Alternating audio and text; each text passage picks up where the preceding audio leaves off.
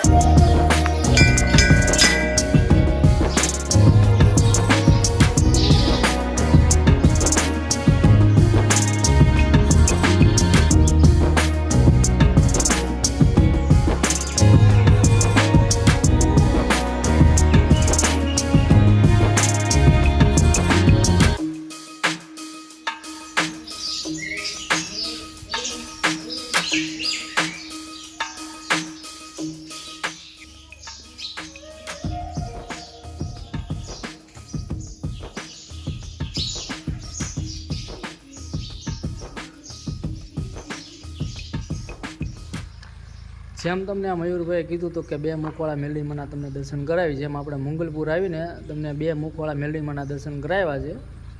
તો અહીંયા આવ્યા તો કરી પણ મંદિરને તાળું માર્યું હતું, એટલે તમને હરખી રીતના અંદરના દર્શન તોય છતાં તમને ઓલો બારીમાંથી તમને બતાવ્યા છે તોય તમે દર્શન કરી લેજો. અને હા, એક વાત તો એની ખાસ છે કે જે અહીંયા કણે તાવા કરવા માટે વિશાળ જગ્યા પણ છે. તો તમને વિશાળ જગ્યા પણ જે તમને સામે દેખાઈ રહ્યું છે ને, જે તાવા કરવા માટેની રસોડું છે. અને આ જે જગ્યા જે છે ને, આ પ્રસાદ લેવા માટેની જગ્યા છે. તે તમે જોઈ શકો છો કે ઉનાળામાં કે ચોમાસામાં તમે શાંતિથી પ્રસાદ પણ લઈ શકો. અને અહીંનું એક સૂત્ર પણ છે, કોઈ ન કરે એવું મેલડી કરે અને કોઈ ન આપે એવું મેલડી આપે. તો જય શ્રી મેલડીમાં.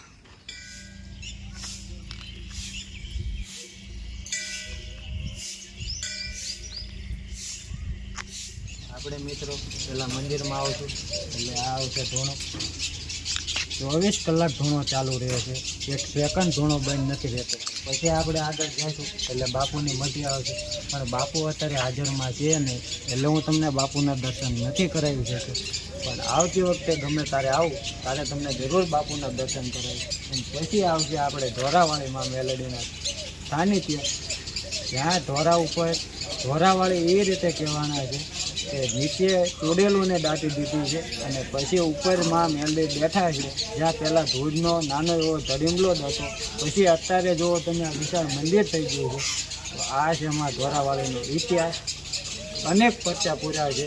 તમે પણ એકવાર જરૂર દર્શન કરો આવો એટલે માં મેલડી ધોરાવાળી શું કહેવાય એ પણ તમને પણ જાણવા મળશે. તો મિત્રો, જય મેલડીમાં.